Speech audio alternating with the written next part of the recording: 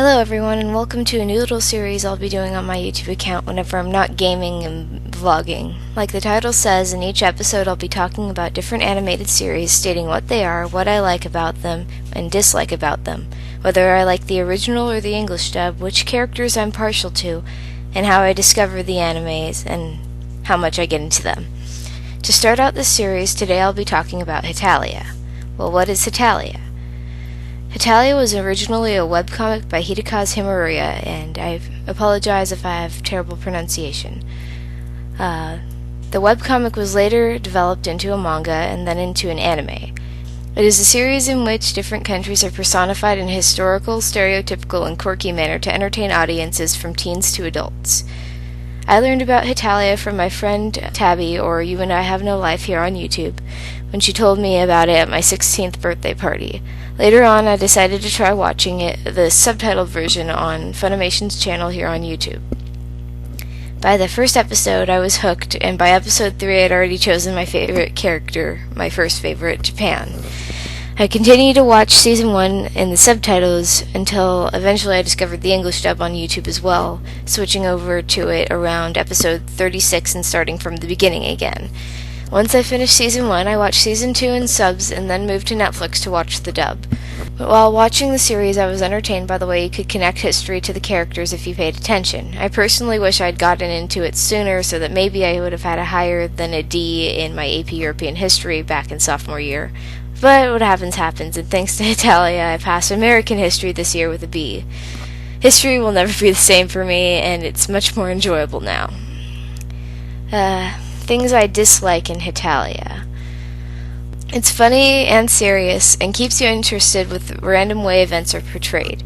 I can tell you honestly I've watched the first 2 seasons over 20 times because every time I watched it I was still entertained and found that I understood it more every time. When it comes to which version I like more, subs versus dubs, I have to say both. I love the subs, and the seiyuu are phenomenal. I'll never dislike the original because it's far too amazing to dislike. I love the dubbed version because it's still the same plot with a more American edge punchline kind of a thing that I understand, and it's brought me to tears laughing before because of our great Funimation voice actors. The characters, I have to say, they're all cute and funny and awesome in their own way, but I am very partial to a few of them. As I stated before, Japan was my very first favorite, and he will always have a place in my heart. But I also grew to love Russia, Hungary, Prussia, and Hong Kong, even though he only had a short appearance in the extra episodes. I like Japan because he's calm, cool, and collected, not to mention I've always been interested in Japanese culture and know not just the anime. I like Russia because he's cute and scary at the same time, and I relate to him in many different ways. His history and country are also very fascinating to me. Hungary I fell in love with for the fact that she was very sweet and polite, but also a kick-ass manly woman. That was the best. I can't tell you how many times episode 13 of World Series made me laugh.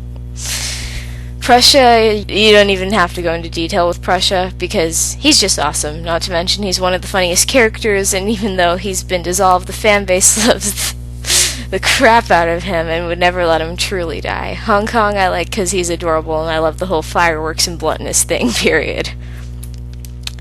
Hetalia has been one of the best things to happen to me, and I regret absolutely nothing.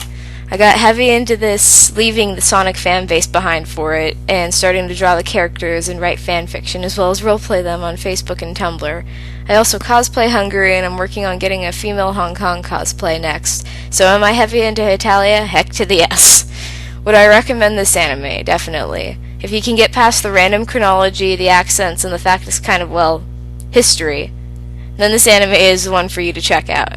Thanks for watching, and I'll see you next time for another Let's Talk Anime.